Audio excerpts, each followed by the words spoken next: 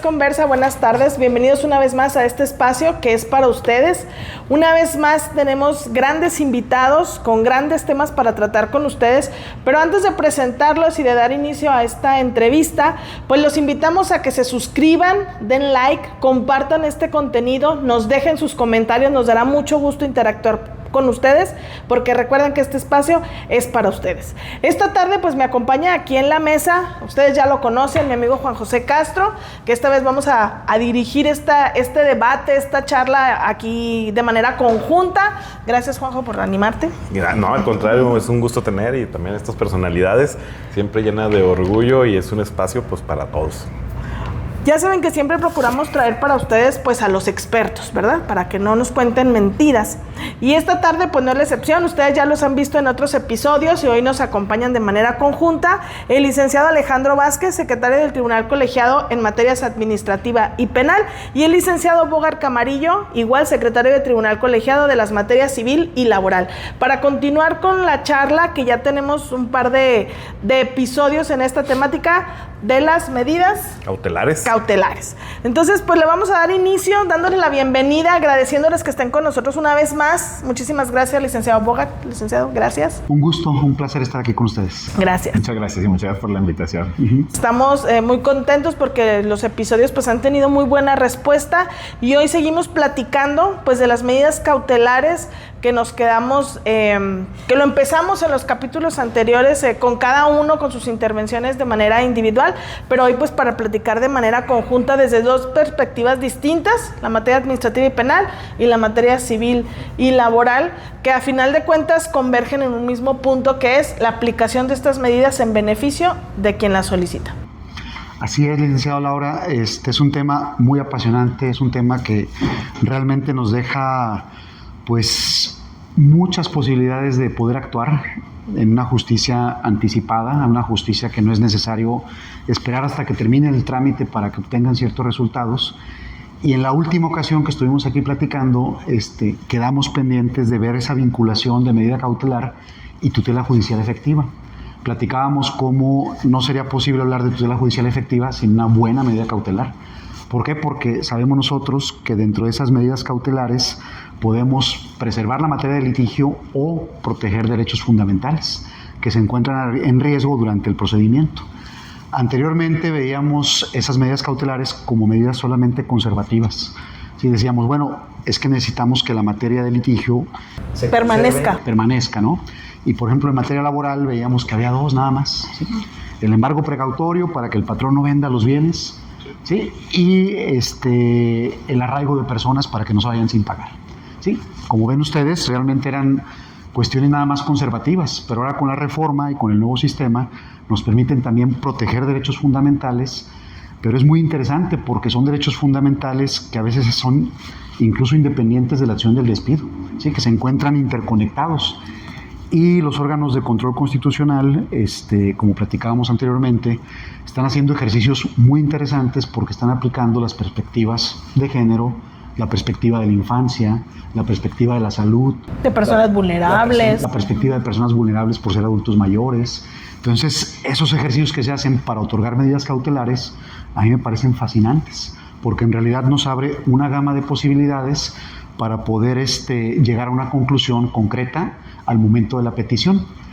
Y dentro de esas medidas hay varias. En la ocasión anterior platicamos de algunas que se han decretado en el tribunal en el que yo colaboro y el de que yo formo parte, pero también a nivel nacional están haciendo cosas interesantísimas. Por ejemplo, en Veracruz hubo un precedente que a mí me fascinó de una persona que padecía SIDA, y esta persona demandó, como se demanda normalmente al patrón. Era un trabajador burocrático. Fue un despido. Fue un despido que él estimaba injustificado. ¿Sí? Él relataba que ese despido era por dos razones. Uno, por padecer SIDA, ¿sí? Que ya es una enfermedad difícil y pues aparte sabemos nosotros que siempre... Sí, es degenerativa. La gente a veces no sabe bien cómo se manejan este tipo de enfermedades, hay miedo al contagio. Siempre lo rodea un tabú. Exactamente. Claro. Entonces dice, a mí me despidieron por la enfermedad y porque además yo pertenezco a un grupo LGTB. ¿Sí? Y eso para mí es un acto de discriminación. Solicita su medida cautelar ante el Tribunal Estatal y le informa que está en un tratamiento de SIDA y que ese tratamiento es un tratamiento que, como todos sabemos, es muy complejo y que además no puede ser interrumpido. ¿Por qué? Porque parte de la eficacia es precisamente el que le den el tratamiento, los antivirales y todo lo que se necesita para que el sistema inmunológico no colapse. Ven que hay coinfecciones y diferentes cosas que se presentan con esa enfermedad. El Tribunal Estatal, después de haber promovido el amparo, rinde un informe en donde le niega la medida cautelar bajo 2 argumentos. Le dice, mira, es que esa medida cautelar que tú estás solicitando realmente es una cuestión de fondo. No lo podemos analizar ahorita hasta que se dicte la sentencia, ¿sí? Y 2, no te estoy dejando en estado de indefensión porque tú puedes acudir a otro tipo de institutos que no sea el Seguro Social, ¿sí? Para que ellos te brinden la atención médica necesaria, ¿sí? Con esos 2 argumentos llega al tribunal colegiado. El tribunal colegiado hace un análisis muy interesante de lo que es la enfermedad, de lo peligroso que es estar sin un servicio médico, sin medicamentos, y lo converge con la perspectiva de la salud. ¿Sí? Sabemos nosotros que el despido, bueno, pues es una cuestión laboral, pero ahí está íntimamente vinculada a la salud, porque sabemos nosotros que cuando una persona está trabajando, implica que lo den de alta ante los organismos de seguridad social. Entonces, ¿qué sucede cuando lo dan de baja por despido? Pues normalmente deja de tener ese beneficio, ¿sí? Y medicamentos, servicio médico y todo eso se acaba. Entonces, el legislador ahora con el nuevo sistema, porque hay que aclarar que ellos se rigen con un estatuto de trabajadores al servicio del Estado, donde no está prevista la medida cautelar que tenemos en la Ley Federal del Trabajo. Dice, oye, pero supletoriamente aplica esta ley. Porque es de mayor beneficio. Exactamente, estamos hablando de un tema de salud, estamos hablando de derechos fundamentales y estamos hablando de que realmente las medidas cautelares no importa que no estén expresamente citadas en alguna norma. Basta con que sean indispensables para que tú como juzgador las tengas que aplicar, aunque no vengan expresamente, ¿sí? La textura abierta de la que hablábamos en la ocasión anterior. Entonces, el tribunal colegiado llega a la conclusión de que no tiene por qué andar en otras instituciones. Dice, no, es que hay una estabilidad del trabajo, ¿sí? Hay actos que parecen ser discriminantes, es una categoría sospechosa, ¿por qué? Por su orientación sexual y por su estado de salud, y esa categoría sospechosa requiere un escrutinio realmente profundo y especializado, ¿sí? Porque estamos hablando de una protección reforzada, ¿sí? Ya es vulnerable por ser trabajador, ¿sí? Por la simetría que existe entre patrón y trabajador. Además sigue siendo vulnerable porque se encuentra enfermo, pues, de esa enfermedad degenerativa terrible.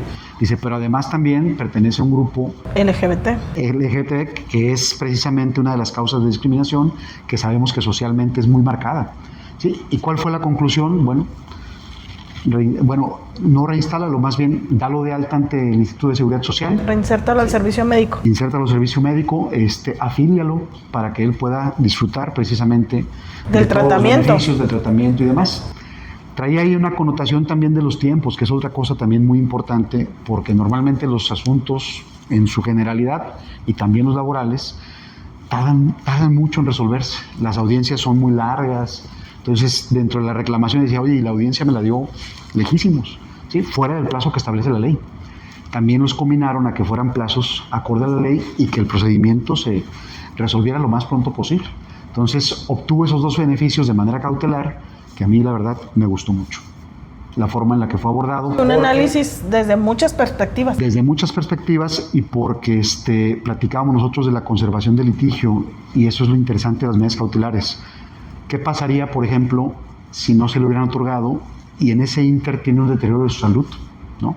O incluso llega a fallecer, ¿sí? Ya no tendría ninguna razón de ser obtener una sentencia favorable, ¿sí? Por ejemplo, su acción era de reinstalación. ¿A quién van a reinstalar? Claro. Sí, claro, ya sabemos que hay pago para los deudos, ¿sí? Pero aquí la cuestión era actuar de inmediato, ¿sí? De manera urgente darle una posibilidad de que tenga una justicia anticipada, como lo llaman en algunos, ¿no? Que son situaciones que ocupan ser atendidos sin necesidad de esperar hasta la sentencia, que sabemos que puede tardar mucho tiempo. No, y lo que me parece muy interesante es el hecho de incluso aplicar una medida que no estaba en la legislación aplicable. Ir a rescatarla desde otra legislación para aplicarla en este respeto del principio pro persona, ¿verdad? Lo que mayormente le beneficia es lo que vamos a aplicar. Y en un principio tutelador de derechos humanos. Sí, que aquí, fíjense, es muy interesante porque a veces no es ni siquiera la persona trabajadora. A veces también tiene un impacto indirecto en las personas que dependen de ellos, ¿no? Hay un precedente también, también ese fue de Campeche, si mal no recuerdo, creo que auxilió Veracruz, en donde la persona que estaba enferma era un menor. Entonces, dan de baja al papá. Automáticamente se queda sin servicio el menor. Exactamente, y hay una cuestión indirecta, ¿no? Porque también es un derecho a la salud y es un derecho a la infancia. Entonces, fíjense cómo interés superior de la niñez, todo junto. Exactamente, se va integrando todas las perspectivas para llegar a una conclusión. La conclusión es cautelarmente lo tienes que dar de alta, ¿sí? Y le tienes que respetar durante todo el tiempo que esté prestando. El servicio médico. El servicio médico durante todo el tiempo que dure el litigio.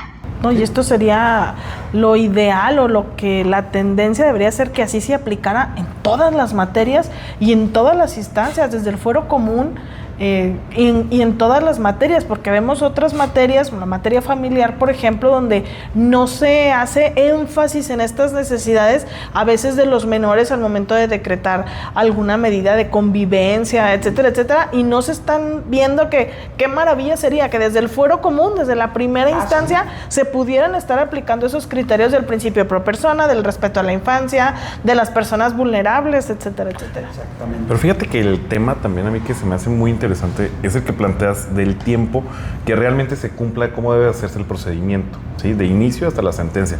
Pero la realidad es de que también muchas de las veces, y no por defender a los de primera instancia, están superados por el trabajo, por el número de jueces que están, o el número de magistrados que no se dan abasto. Y eso lo que obliga es precisamente que las audiencias, los juicios se vayan alargando cada vez más, pero lo que no ven es que, por ejemplo, en juicios, también en otro tipo de ámbito, como a lo mejor civil, penal, pues desgraciadamente en juego está no solamente pues la salud, sino también están los patrimonios, está la libertad, y en este tipo de cuestiones, de medidas cautelares, de que, oye, realmente respeta el plazo, los términos, es importante decirlo. O sea, si tú tienes de cierta manera muy tangible que eres, supongamos, en un juicio contencioso, que la nulidad está muy clavada, por así llamarla, apelativo, pues sácalo rápido, ¿no? ¿Por qué? Porque una suspensión estás hablando que tienes que garantizar en su totalidad, si no te la garantizan.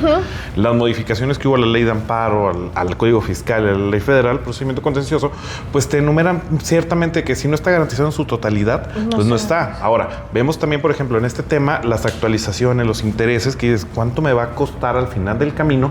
Pues un juicio de esta índole, porque estás hablando de que por más bajita la mano, que se vaya rápido, si no es sumario, estás hablando de que te gusta. ¿Con ustedes se va un año fácilmente? Sí. ¿O cuánto es lo que están resolviendo? Sí, desde que llega, supongamos. Porque en juicio contencioso sí están llevándose fácilmente 1 año y medio. Depende de las cargas, Juanjo, pero normalmente vamos a pensar que es un parámetro de entre 3 y 6 meses. Ok. Lo normal. Más o menos. Más o menos lo normal. Pero pues es tan rápido comparado con otros. Sí, pero ya cuando vienen ya en las instancias correspondientes, ya han pasado años. La gente llega molesta a veces, ¿no? Porque dice, es que ya llevo 10 años. Bueno, con nosotros apenas van 3 meses. Dame chance. Pero sí llevan 10 años. Sí, claro. Entonces, ahí ese es el punto, porque en realidad si es una justicia lenta, como estamos platicando, la de nuestro sistema jurídico, y si es una justicia torpe, porque a veces tenemos que, vamos a decir, regresar ciertos expedientes de reposiciones por cosas que no se hicieron debidamente. Y eso alarga más todavía el procedimiento. Claro, que no debieran de pasar. No debían, pero suceden, esa es la verdad. Y que no tuviera impacto si tuviéramos medidas cautelares. Exactamente. O sea, sí, porque dices, bueno, estoy protegido. Sí, claro, estoy tutelado en lo que tú en lo que enderezas lo que hiciste mal. Sí, claro. Vamos, te protegemos el derecho. En este caso, me gustó mucho el caso que platica aquí mi amigo Bogar. Entiendo que el desarrollo de que no exista una norma secundaria es el desarrollo del derecho. No, exacto, pero deriva de un principio constitucional de derecho de acceso a la justicia en forma completa, expedita. Y entonces a partir de ahí desarrollamos y entonces, pues tienes un derecho, no te lo estoy dando, no te lo estoy, o sea, te lo estoy reconociendo. Así es. Claro. Y no es un regalo, no es un reconocimiento. Exactamente. Pero fíjense ahí, yo creo que siempre hace falta muy buena voluntad y para mí, sí, claro, mucha sensibilidad de los operadores jurídicos. Sí. Sensibilidad en ver pobres personas. Y por mucho tiempo. Fíjense, ¿qué va a pasar porque nosotros lo sabemos. A veces vienen ahí los medicamentos inaccesibles, ¿eh? Los precios. Los precios para un tratamiento de una enfermedad de cáncer, ¿sí? De SIDA, enfermedades a veces muy complejas que realmente requieren tratamientos complejos, costosos, que no se pueden pagar de manera privada. Esa es la verdad. No, y que por mucho tiempo la regla, la norma no escrita, pero es que los juzgadores eran cuadrados, lineales. Y hoy estas medidas cautelares exigen, como vulgarmente se dice, pensar fuera de la caja. Además de la sensibilidad, de la empatía, hay que tener imaginación. Mucha creatividad. Ajá, hay que tener creatividad para encontrar la medida que solucione la necesidad de quien está pidiendo ese acceso a la justicia. Y es que aparte económicamente es cierto lo que acabas de mencionar, o sea, ahorita en una farmacia que no es de patente, un medicamento cualquiera estás hablando de que son 1,000, 2,000 pesos, de patente te sale 4,000, 5,000 pesos, la economía no te da. No da. Y desgraciadamente... Y desempleado menos. Claro, y es que vemos esa parte, desgraciadamente todavía vemos, hay, pues ahora sí patrones que dicen, oye, yo la veo mala, dale cuello. Nos va a salir más caro, nos va a subir el punto en relación a la seguridad social, entonces mejor ya. Ya no hay productividad, ya no hay... Me está faltando mucho, ya no trabajo. ¿No? Exactamente, Que yo tengo que hay, contratar otro. Que también hay que entender al patrón. Ahorita íbamos a tocar ese punto, si quieren al final, o sea, que realmente sabemos que es una carga económica. O sea, a final de cuentas, sí, estamos protegiendo derechos fundamentales, pero ¿a quién le está costando? Es que fíjate que era el punto que quería llegar, disculpen que interrumpa, al punto que iba al lado fiscal y las cargas tributarias que existen. Ya ahorita operativamente un patrón te cuesta muy caro. La seguridad social es cara, o sea, hay que decirlo con toda la expresión de la palabra. No es barato sostener una seguridad social. Ya incluso ahorita muchas veces pienso, oye, ¿sabes qué? Yo te pago el seguro de gastos médicos por abajo del agua para que no me salga tan caro el seguro. Y también hay que decirlo, muchas de las veces van las personas al seguro y no hay medicamento. Y a ustedes les toca precisamente este tipo de amparos de que, oye, ¿sabes qué? Yo estoy yendo, no me atienden y pasa demasiado y cada vez pasa más.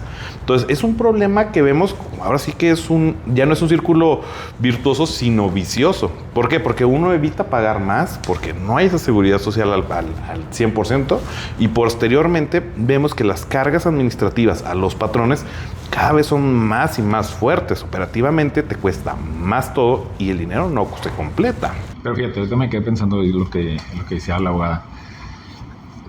Bogart plantea el problema, se decreta una medida cautelar y el patrón a lo mejor dice, yo estoy en una situación especial que no se ha valorado. Bueno, yo sería la idea que no queda tan inaudito, ¿no? O sea, pudiera de alguna forma acudir ante el juez, oye, fíjate que no, está bien la medida cautelar, pero mira, aquí te van todas estas pruebas de que ahí podemos compartir esta carga con el Estado, que no me sea a mí el 100%, o sea, no sé, digo, alguna cuestión, y es una pregunta a lo mejor para abogar, si fuera razonable de que, ok, ya, tutelamos a la persona, y ahora vamos pensando en el patrón, ¿no? Sería factible de que si el patrón dijera, oye, ¿sabes qué? Mira, estoy quebrado. O sea, sí quiero, pero no puedo. Sí quiero, pero no puedo. Fíjense que ahí el punto, lo que yo... Pero después, o sea, yo me refiero, ya está la medida. Sí, porque es impugnable. De hecho, ya ven que un principio de las medidas cautelares es inaudita parte, ¿no? Sin escuchar la contraparte, porque si no, la inmediatez se pierde. En lo que siguen peleando va a ser otro segundo juicio. ¿Sí? Y ya no podría decretarse. Pero sí es impugnable, sí pueden solicitar la impugnación. Pero más bien como la modificación, no tanto la impugnación de la medida en cuanto al fondo, en cuanto al... Vamos a protegerlo, pero tu Estado ayuda. Sino en la modificación de que sabes que... Ajá, exacto, como valora una situación que evidentemente no pudiste valorar en ese momento, pero valórala de este momento, ¿no? Es un poco complejo. En este caso que presentamos, realmente él trabajaba para el Estado. Entonces no hubo esa pugna, pero también se han decretado ese tipo de medidas para patrones de la parte. En la ocasión anterior platicamos de una mujer embarazada que también solicitó las dos cosas, ¿no? Que me den de alta en el IMSS, que en este caso era el órgano asegurador, y el mínimo vital. Y se lo estuvieron pagando durante todo el tiempo que duró la gestación y la controversia. Pero a veces creo que sería un poco complejo que el patrón pudiera arrojarle cierta carga al Estado en ese rubro de materia de seguridad social.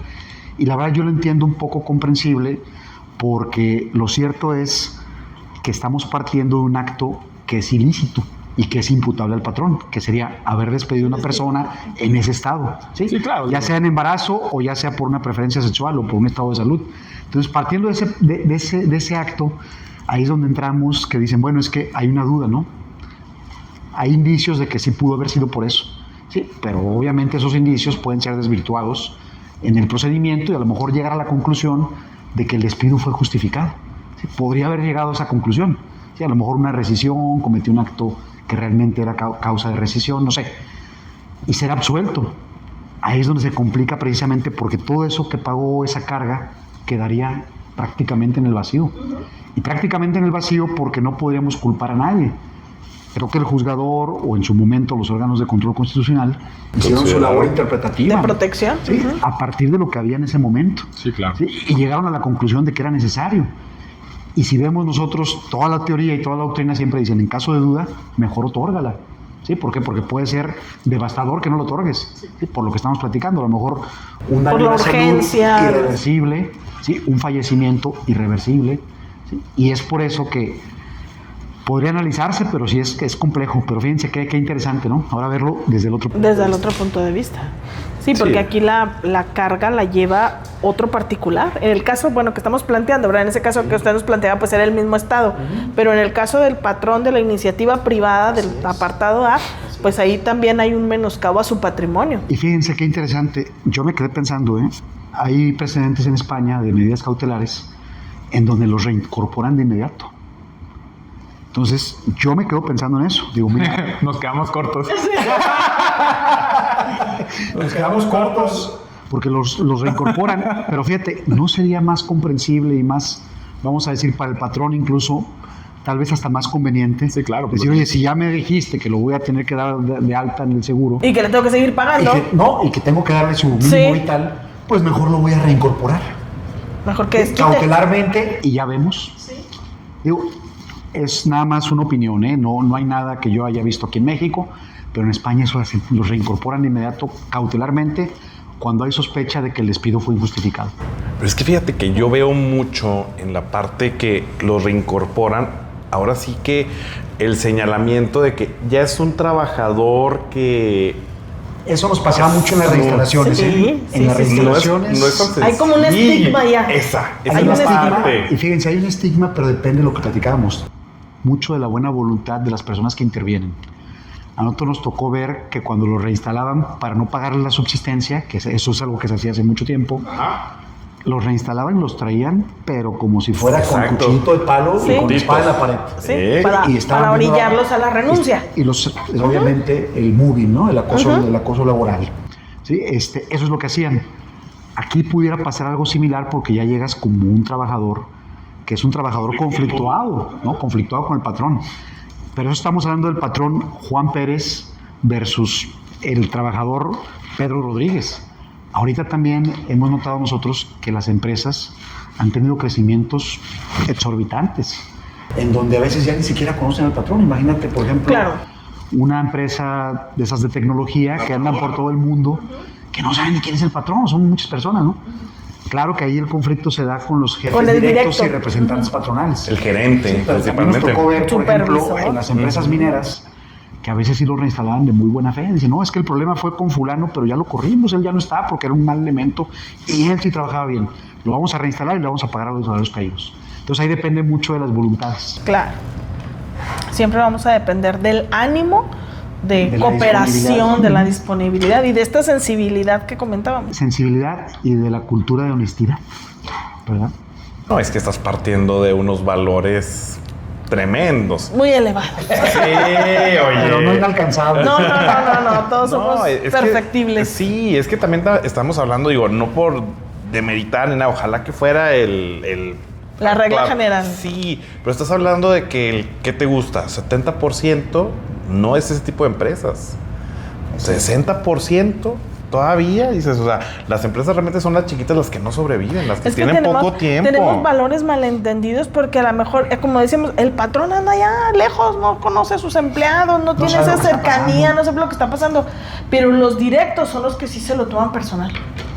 pudiera ser. Son los que sí se lo toman personal, Sí, el son los que sí supervisor, se el de la ofenden maquila, el que porque viene siendo. sienten que los dejan en mal a ellos, que los exhiben a ellos como una mala persona, como un mal patrón. Y entonces ahí es donde tenemos esas confusiones de sentimientos que a final de cuentas el conflicto no es personal, es laboral. Y la parte está hablando de que las empresas medianas o chicas, 2, 3 conflictos laborales ya tronó la empresa. Sí, pueden Ya, tener. literalmente.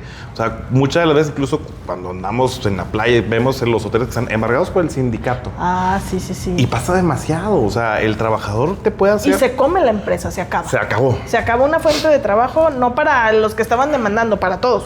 Y es que es parte precisamente de las negociaciones que deben de hacerse con el afán de que, como acabas de decir ahorita, de crecer y llegar a un entendimiento. Decir, oye, sí, pues a lo mejor ganas, pero no voy a tener ni con qué pagarte. Y no solamente vas a afectar a mí, vas a afectar a todos ellos que también están trabajando. Entonces, sí se vuelve un conflicto interesante. Ahora cambió porque con motivo de la reforma de los salarios caídos que se toparon a 1 año, pues ya obviamente ya es más medible el daño, ¿no? Cuando antes era Todo lo que infinito, durara, ¿no? ajá. Entonces se presentaba mucho eso que comentaba aquí Juanjo, que a veces empresas pequeñas tronaban con un asunto laboral, ¿no? O con un movimiento de 10 o 12 trabajadores, ¿no? Pero pues yo creo que sí parte mucho de ese, vamos a decir, buen ánimo, y es cultura, también laboral. ¿Sí? A lo mejor de decir, bueno, vamos a pagar lo que tengamos que pagar, ¿sí? Pero en su momento para que no sea un dinero. Pero que además siempre La existe indemnización. en ese buen ánimo, siempre, o sea, la negociación, el pagar en plazo, o sea, pero cuando hay ese ánimo de ambas partes de querer negociar. Eso es dable, incluso en las primeras instancias, ¿verdad? Pero a veces llegamos ya al juicio laboral con unos odios. Pues, esa es la verdad. Es que ya cuando llegaste al amparo, ya ahora sí ya vas por todo. Ya no es como que, deja llego una negociación. Ya estás en la última instancia y ¿sabes qué? Ya me esperé 7 años. Pues espérame 6, 9 meses. Claro que me los espero. Ese es el punto medular. Malo cuando es un procedimiento. Ahora sí, retrotráelo para que haya otra audiencia. Ahí sí. Mucho desgaste para las partes. Sí, es complejo el tema.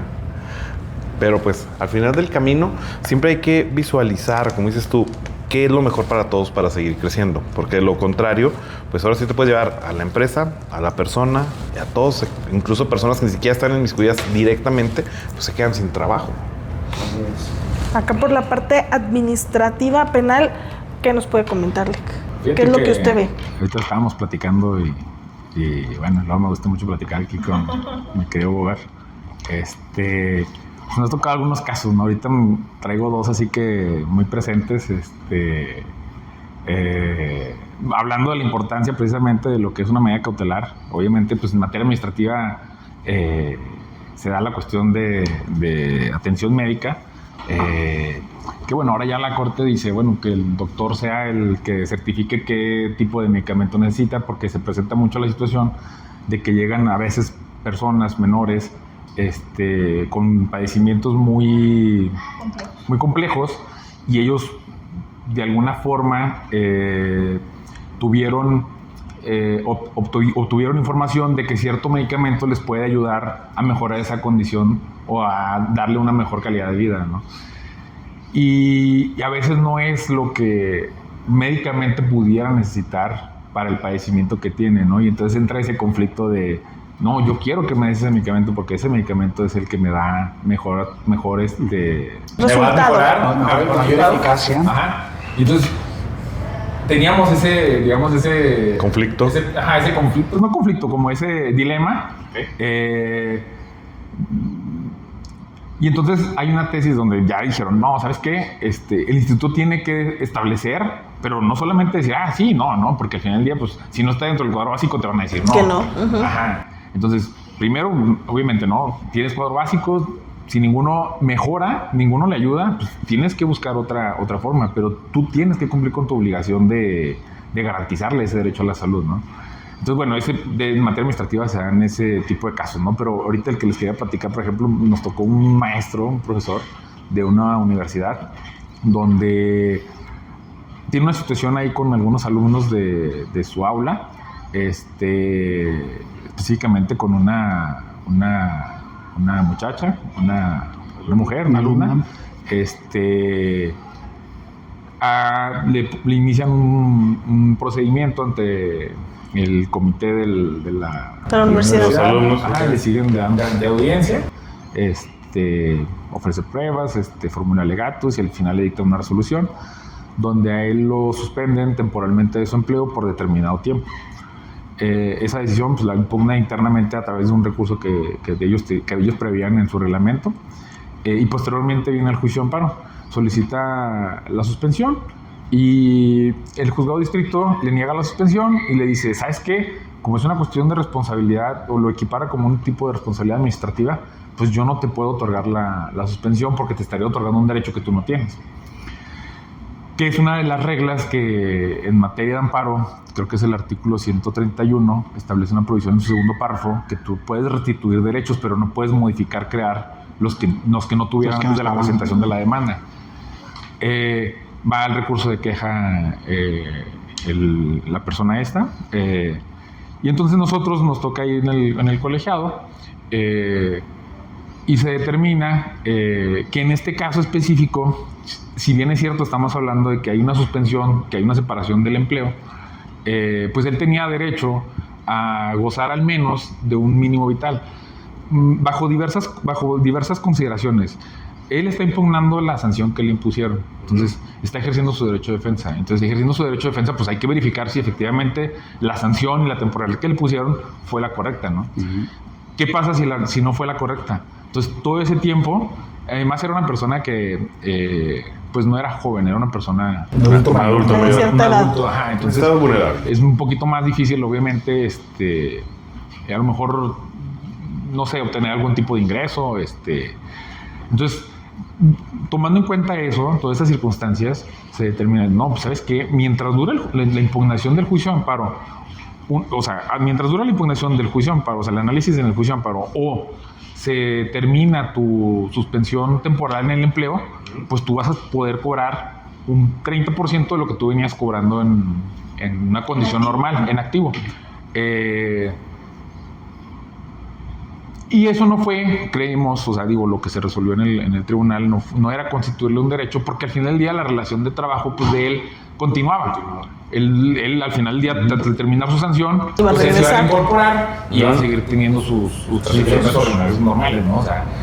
Entonces, pues no le estábamos constituyendo un derecho, pero sí le estábamos salvaguardando de manera anticipada, pues que tuviera ingresos pues, para poder ese mínimo vital. Mientras estaba ejerciendo su derecho de defensa. La verdad es que ahí nos tocó ahí publicar una tesis de ese tema. Y bueno, ahorita tuvimos uno que también me llamó mucho la atención. Una señora que le roban su vehículo. Va y formula su denuncia al Ministerio Público. Llevan a cabo la investigación, encuentran el vehículo. El vehículo lo ponen a disposición de un servicio de grúas particular. Van y le notifican a la señora, el Ministerio Público le notifica a la señora, ya encontramos su vehículo, está en tal lugar. La señora va a recoger su vehículo, ahí donde dijeron que estaba. La devolución del vehículo al Ministerio Público, va a integrarlo. Llega el corralón, como el famoso corralón, y en el corralón le dicen, ¿sabes qué? Pues nada más que aquí se debe... Corralón, grúa. Ajá. Sí, el arrastre. Arrastre. Mucho, ¿no? Entonces... ¿Cuál hotel de 4 estrellas? El corralón, eso te cobra más. Sí.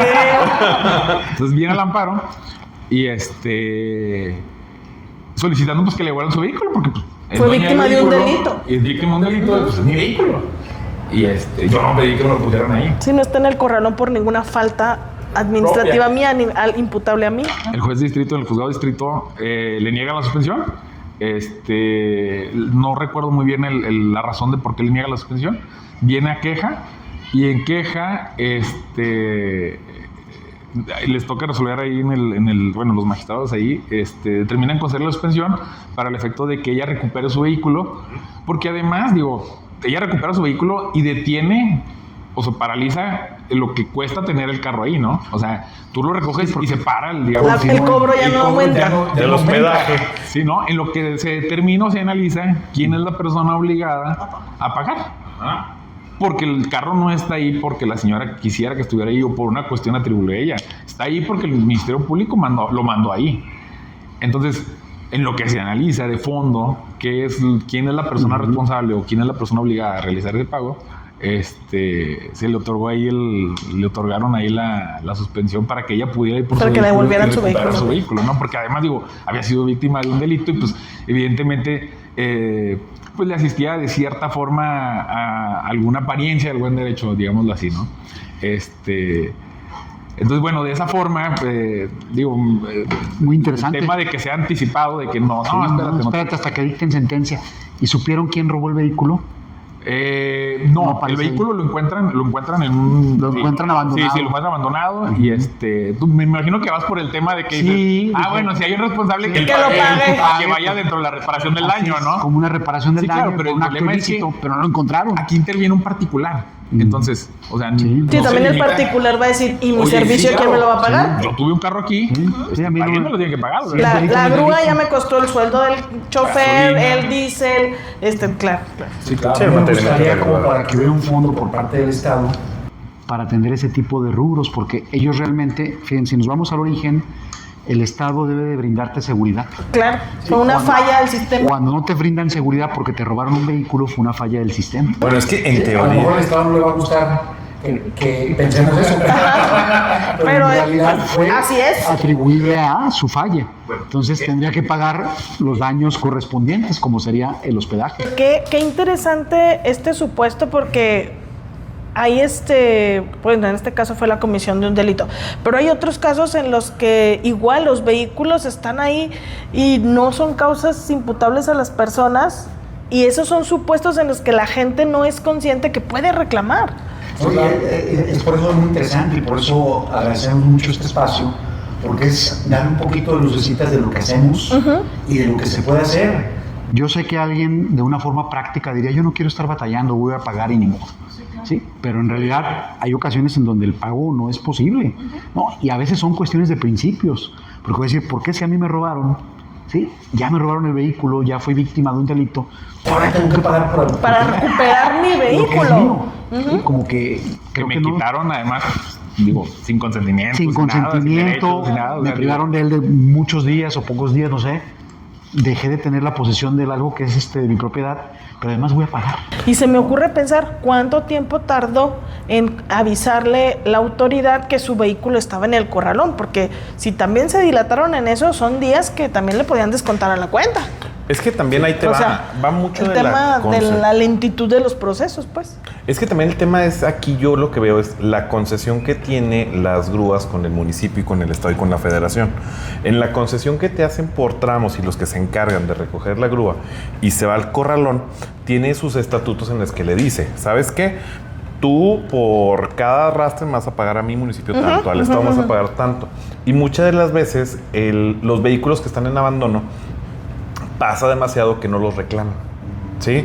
Ya sea la persona porque sabes que el seguro se lo pagó y por artes y magias se quedó ahí el vehículo, esos después los subastan y ahí es donde va la ganancia de la grúa y el corralón. O sea, también como muy desprotegida, la grúa no está ni el corralón, ¿eh? O sea, ellos sí pero se tardan más en recuperar su... El tema es precisamente costo, la persona en sí. O sea, la persona en sí es donde dices, oye, yo porque, como bien dices tú, o sea, en este caso, todavía sufrió un delito. Mi vehículo, quién sabe que ¿en qué condiciones lo encontré? Quién sabe en qué se participó ese vehículo, ¿sí? Porque regularmente no fue desmantelado, entonces ¿para qué lo utilizaste? ¿Sí? Entonces el tema sí va como de cuidado de que estoy recuperando mi vehículo y luego todavía voy a pagar, no es cualquier cosa. No, y además el tema es que se decreta en un juicio de amparo donde en principio pues nada más vemos actos de autoridad, ¿no? Y entonces es un particular que se le da el carácter de autoridad, entonces lo obligas. Pues viene un colegiado que saque este carro, pero yo no soy autoridad. Bueno, pero en este caso sí. Sí, coadyuvó con la autoridad. Una participación. Una especie de ejecución. Sí, coadyuvó con el Ministerio Público. Como pasa con los bancos. Fíjense que ahorita que estaban platicando del seguro, me acordé que en el primer circuito, es que es interesante porque sí es cierto que paga el patrón, pero en el primer circuito, cuando hay duda, por ejemplo, que niegan la relación lisa y llanamente, no están decretando la afiliación del trabajador. Y no la están decretando bajo ese argumento, porque dicen es que es una carga. Si lo que estamos viendo es si hubo o no relación de trabajo, realmente cómo lo vamos a incorporar de manera cautelar aunque me alegues un acto de discriminación, ¿sí? Si es lo que vamos a ver, si hubo relación, pues sí tendría que haberte dado de alta. Pero si nunca estuviste dado de alta, no habría por qué. De un derecho, ¿sí? Son reservados y eso lo vamos a ver en el fondo. No, sí es un tema que da para... Es una forma más o menos de mucho. equilibrar un poquito lo que comentábamos de esas cargas. Sí, que no en todos los casos, No en pues, todos los ¿verdad? casos, sí, este caso es interesante. Por ejemplo, este caso que El de la grúa. que presentan en Juárez, de la grúa, son casos realmente, vamos a decir que distintos a lo que normalmente vemos. Sí, claro. Sí, porque vemos autoridades y vemos normalmente actos positivos. Aquí es, bueno, ahí está, ¿sí?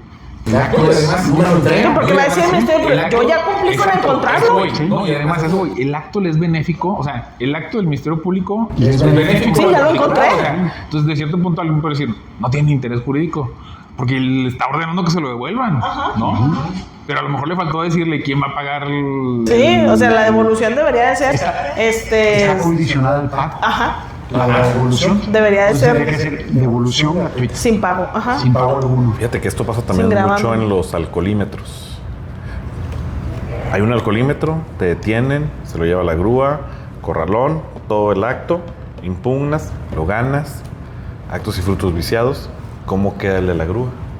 ¿Cómo queda el de corralón? ¿Quién le va a pagar? Porque como viene de un acto y fruto viciado de ilegalidad, Claro. tú tienes la obligación, Estado, de pagarme lo que yo pagué de la grúa, pagué lo del corralón, todo, porque es un acto que va cuantificado todo junto. Pero fíjate que en ese tema específico se dan varias, o sea, se dan dos cosas diferentes, porque convergen dos materias. En manejar en estado de ebriedad. Es que ahí sí es una causa no hay que imputable a hacerlo. la persona. No, definitivamente. Converge la materia administrativa y la materia penal, porque sabemos, digo, aquí en el estado de Coahuila, manejar en estado de ebriedad pues es un delito. Y además es una falta administrativa. Entonces, está la cuestión administrativa y está la cuestión penal, ¿no? Y entonces, a ti te ponen a disposición del Ministerio Público. O sea, y entonces es el mismo tema, o sea, ¿qué acto estás declarando tú? Pero manejar en estado de ebriedad sí es una causa imputable al ciudadano. Sí. ¿Por qué me va a tocar pagar? Porque tú venías manejando en estado de ebriedad. Ahí no fue accidente, no me lo figuré yo, ¿verdad? O sea, Me obligaron a tomarlo. estabas en estado de ebriedad y por eso es que se te recogió el vehículo y fue al corralón. Ahí me parece que sí habría una razón de ¿por qué voy a pagar? Porque tú venías, o sea, tenías la opción de no tomar. Sí, tú fuiste la gente Exactamente. Me Sí, parece sí, que así sería. Sí. Muy interesante todas estas medidas, charlas que insistimos están al alcance de todas las personas y que se requiere de muy buena voluntad para que funcionen. No nada más es la aplicación del derecho, sino la buena voluntad, el ánimo de coadyuvar a la impartición de justicia para todos los que la necesitan. Y bueno, que como lo decíamos hace rato, sí, el derecho aplica, pero la buena voluntad y la imaginación, que a mí me parece un tema bien interesante. El tema de los derechos humanos es amplio, son transversales, universales, me parece muy interesante. Pero pues como siempre nos falta tiempo, nos quedamos cortos, quisiéramos tener más tiempo, pero por eso, bueno, dejamos la invitación abierta para que nos acompañen en otra emisión, en otro programa para seguir platicando. Les agradecemos muchísimo su presencia, que nos compartan su conocimiento y su experiencia. Son muy interesantes los casos que nos comentan y pues los comprometemos para regresar en otra ocasión. En otra mesa redonda. Que se sigan sumando a la mesa. Claro, que se sigan sumando a la mesa. Amigo, muchas gracias. Como siempre, un gusto compartir la mesa contigo. El gusto es mío y también aquí a los invitados. Comprometerlos nuevamente, como bien dijiste. Con mucho gusto. Para regresar. Estamos aquí para platicar cosas interesantes. Sí, Para aprender que la todos. gente tenga oportunidad también de saber qué es lo que hacemos, cómo lo hacemos, por qué lo hacemos. Y la verdad es que a mí me parece fascinante poder generar espacios como los que tienen ustedes, Gracias. de charlas, vamos a decir que más académicas que jurídicas, porque también podemos platicar cosas que no podremos decir en las resoluciones. Claro. Licenciado, ¿no es un último mensaje? Sí, pues la verdad es que digo, a mí me encanta el tema de las medidas cautelares, lo he platicado la vez pasada con Juanjo, la parte de que dice mi amigo Boga de dar a conocer esta parte de que sí se da, sí pasa, sí les dan medidas cautelares, digo, y eso va en función de lo que dices tú, o sea, intentarlo, solicitarlo, dices tú imaginarlo, o sea, yo quiero imaginarme que tengo esta situación, que me den esta situación jurídica, que me reconozcan esta situación fáctica a través de una medida cautelar, pues es importante que lo intenten, ¿no? Que no quede en el hecho de que generar confianza, ¿no? En que la justicia, al menos en algún punto, alguien puede darte esa parte que tú quieres obtener, ¿no? Entonces, pues muchas gracias por la invitación, pues ya saben, ¿no? A ustedes, nosotros muy contentos de que estén aquí. Amigos de Lex Conversa, muchas gracias por habernos acompañado. Por favor, suscríbanse, compartan, déjenos sus comentarios, nos va a dar mucho gusto interactuar con ustedes por ese medio. Preguntas a nuestros invitados, también a través de los comentarios podemos darles respuesta. No se olviden que estamos en Facebook, YouTube, Instagram, Spotify, TikTok. ¿Se me olvida alguna? Instagram, te dijimos también. Estamos en todas las redes sociales como Lex Conversa. Por favor, compartan este contenido, suscríbanse. Y bueno, pues como siempre les agradecemos el favor de su atención y nos vemos en una próxima entrevista. Muchas gracias. Muchas gracias. Gracias.